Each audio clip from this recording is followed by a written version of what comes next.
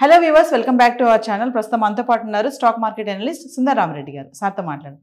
నమస్తే సార్. నమస్తే మా సార్, జనవరి 2025లో చూసుకుంటూ ఎస్ఐపి మ్యూచువల్ ఫండ్స్ కొంచెం స్టాపేజ్ అయితే కనిపిస్తుంది. దానికి రీజన్స్ ఏంటంటారు?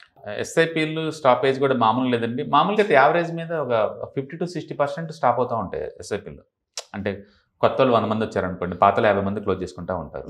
కొత్త వాళ్ళు 100 వచ్చారు, పాతలు 50 మంది క్లోజ్ చేస్తున్నారు. 50% ఉంటుంది స్టాపేజ్ మామూలుగా అయితే. అది రెగ్యులర్గా ఉంటుంది. బట్ ఈసారి అలా కాదు. మన ఎప్పుడైతే మార్కెట్ పట్టడం స్టార్ట్ అవుతున్నాయో ఈ అక్టోబర్ నుంచి ఈ స్టాపేజ్ పెరుగుతూ ఉంది.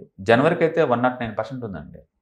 జనవరి మంత్లో కొత్త అకౌంట్లో ఓపెన్ అయింది అండ్ 56 lakhs అండి, అండ్ క్లోజ్ అయింది 61 lakhs. అందుకని రాను రాను ఎస్ఐపీలు ఆగిపోతున్నాయి అన్నమాట. యూజువల్గా మార్కెట్ డౌన్ ట్రెండ్లో ఉన్నప్పుడు ఎక్కువ మంది భయపడి క్లోజ్ చేసుకుంటారు. రెండోది ప్రాఫిట్లో ఉన్న వాళ్ళందరూ చాలని చెప్పి క్లోజ్ చేస్తూ ఉంటారు. కానీ ఎక్కువ సార్లు ఏముందంటే ఎప్పుడైతే ఈ వాలటిలిటీ ఎప్పుడు హ్యాండిల్ చేయలేదు, కొత్తగా వచ్చిన ఇన్వెస్టర్స్ ఎవరు రీసెంట్గా స్టార్ట్ చేశారనుకోండి, వాళ్ళకి భయం వేసేసి క్లోజ్ చేసుకుంటూ ఉంటారనమాట. రెగ్యులర్గా జరుగుతూనే ఉంటుంది ప్రతి బుల్ మార్కెట్లో. కాకపోతే ఈసారి ఏంటంటే లాస్ట్ 5 years నుంచి వచ్చిన బుల్ మార్కెట్ సడన్గా లాస్ట్ 140 days నుంచి షేక్అవుట్ అయింది కదా, దాంతో ఎక్కువ క్లోజింగ్స్ ఉన్నాయి. ఫస్ట్ టైం లాస్ట్ 5 yearsలో ఎస్ఐపి ఆపేసే వాళ్ళు ఎక్కువ అవుతున్నారు. అది ఎక్కువ ఎంత అంటే జనవరిలో 109% ఉంది. 109% అది. బట్ ఓవరాల్ మనీ అయితే పెరుగుతుంది. ఎటికెట్స్ బాగా పెరిగారు కాబట్టి వాళ్ళైతే పెంచుకుంటూ పోతున్నారు. బట్ మార్కెట్లో అయితే ఫస్ట్ టైం ఎస్ఐపి ద్వారా పెట్టే వాళ్ళల్లో ఒక రకమైన ఫీర్ కనపడుతుంది అనమాట ఇది. అండ్ మామూలుగా డౌన్ ట్రెండ్లో ఉన్నప్పుడు అది మామూలు విషయం. బట్ ఈసారి కొంచెం ఎక్కువ ఉంది ఆ పెయిన్. కోవిడ్ అప్పుడు మార్కెట్ పడ్డా సరే లేదు, స్పీడ్గా పడింది, స్పీడ్గా రికవర్ అయింది. ఆ పెయిన్ షార్ట్ టర్మ్ ఉంది, అక్కడ ఉంది. బట్ ఈసారి అలా కాదు, ఎందుకో తెలియదు కానీ మార్కెట్ అక్టోబర్ నుంచి సెప్టెంబర్ లాస్ట్ వీక్ నుంచి వీనైంది. అది కంటిన్యూస్గా డిప్ అవుతూనే ఉంది రాను రాను. ఇక మోర్ ఎంటీఎఫ్ ట్రిగర్ అవుతున్నాయి ఇప్పుడు మార్జిన్ ఫండ్ చేసే వాళ్ళతోటి. ఇంకా ఎక్కువ పడుతుంది మార్కెట్ అనమాట. దాంతో ఎస్ఐపీలు టెంపరీగా ఆపేస్తూ ఉన్నారు. బట్ ఎస్ఐపీలు ఎప్పుడు కూడా పడే మార్కెట్లో ఎక్కువ ఇన్వెస్ట్ చేయాలండి. పెరిగే మార్కెట్లో ఆపేసినా పర్వాలేదు కానీ, ఎందుకంటే ఎక్కువ యూనిట్లు గ్యాదరింగ్ కదా అది. బట్ అగైన్ అందరూ రిక్వైర్మెంట్ ఒకలాగా ఉంటుంది కదా, అందరి రిక్వైర్మెంట్ ఒకలాగా ఉంటుంది. ఒక్కొక్కరు ఒక రిక్వైర్మెంట్స్ ఉంటుంది. మేబీ ఫైనాన్స్ గోల్స్ రీచ్ అయ్యి ఉండొచ్చు, లేదా ఆల్రెడీ ప్రాఫిట్లో ఉన్నాము బుక్ చేసుకున్న తర్వాత ఎంటర్ అవుదామని ఉండొచ్చు, లేదు అంటే 4-5 రకాల మ్యూచువల్ ఫండ్స్ వాళ్ళు ఒక దాంట్లో షిఫ్ట్ అవుతూ ఉండొచ్చు. ఏదైనా కావచ్చు రీజన్స్.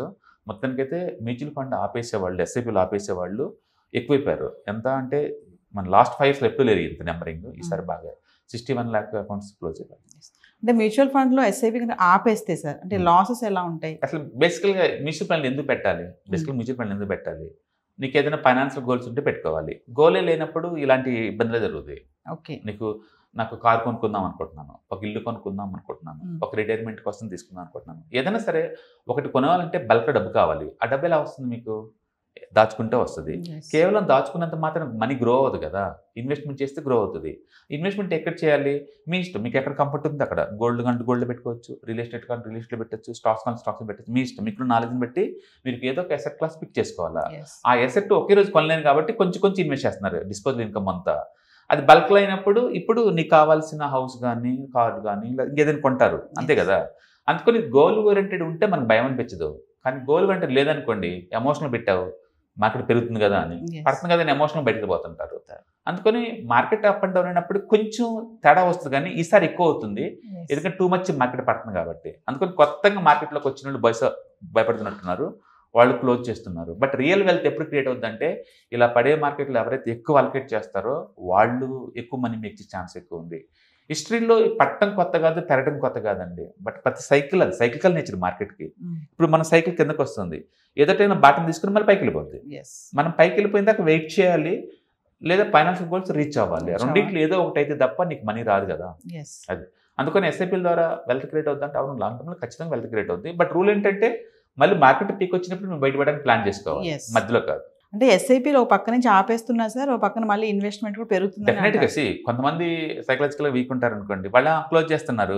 ఇదే మంచి ఆపర్చునిటీస్ చెప్పేసి కొత్త వాళ్ళు స్టార్ట్ చేస్తున్నారు, ఉన్నోళ్ళు కూడా ఎక్కువ మంది యాడ్ చేస్తున్నారు, ఉన్నోళ్ళు ఎక్కువ యాడ్ చేస్తున్నారు. యాక్చువల్లీ ఇండియాలో చాలా పెద్ద గ్రోత్ స్టోరీ అండి. టెంపరీగా మార్కెట్లో పట్టడం లేవటం అనేది ఇది కొత్త ఏం కాదు.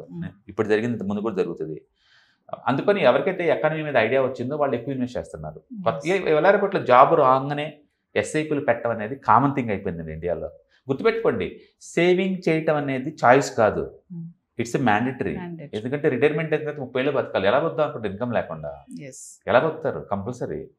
అందుకని మనం ఏదైనా గోల్స్ రీచ్ అవ్వాలన్నా, ఏదో రిటైర్మెంట్ తర్వాత 30 years హ్యాపీగా బతకాలన్నా కంపల్సరీగా మనం సేవ్ చేయాలి, వాటిని ఇన్వెస్ట్ చేయాలి. ఇన్వెస్ట్ చేసేటప్పుడు ఎక్కడ చేస్తారనేది డిపెండ్ అప్ నీ రిస్క్ ప్రొఫైల్.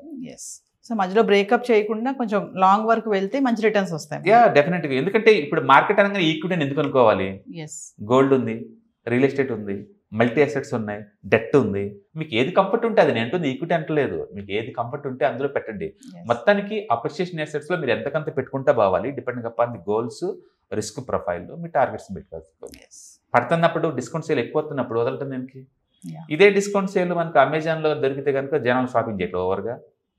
ఓకే, ఇక్కడ ఏంటంటే ఎంత పడితే తెలియదు కాబట్టి, ఎంత పడితే మన కంట్రోల్లో లేదు కదా. కంట్రోల్లో ఉందల్లో ఒకటే, నాకు ఎవ్రీ మంత్ మిగులుతుంది, ఆ అమౌంట్ పెట్టుకుంటూ పోతాను.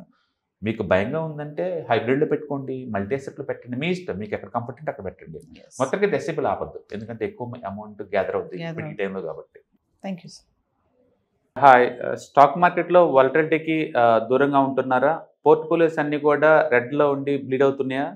అంటే స్టాక్ మార్కెట్లో ఉండి సస్టైనబిలిటీ ఉన్న బిజినెస్ మోడల్ లాగా, లేదా స్టాక్ మార్కెట్ లాంగ్ టర్మ్లో మంచి వెల్త్ క్రియేట్ చేసుకునేలాగా ప్లానింగ్స్ ఏమైనా ఉన్నాయా? అయితే అలాంటి వాళ్ళ కోసం ఈ ప్రోగ్రామ్ అండి. ETFs, index funds and mutual funds. మా స్టాక్ మార్కెట్లో ఉండి కూడా సెక్యూర్ వేలో మనీ మేక్ చేసుకునే పద్ధతి ఏదైనా ఉందంటే రిటైలర్స్కి ఈ మూడే అనమాట. దీంట్లో కాంప్రహెన్సివ్గా మీకు ట్రైనింగ్ అండ్ గైడెన్స్ దొరుకుతుంది. అండ్ వీకెండ్స్లో జరిగే ఈ ప్రోగ్రామ్లో అటెండ్ అవడం ద్వారా ETFs, index funds and mutual ఫండ్స్లో మీ నాలెడ్జ్ పెంచుకోండి. మీ పోర్ట్ఫోలియో మీరే మెయింటైన్ చేయడం ద్వారా ఇయర్లీ యావరేజ్ మీద 20 to 30% మనీ మేక్ చేసుకోండి. All the best. Thank you.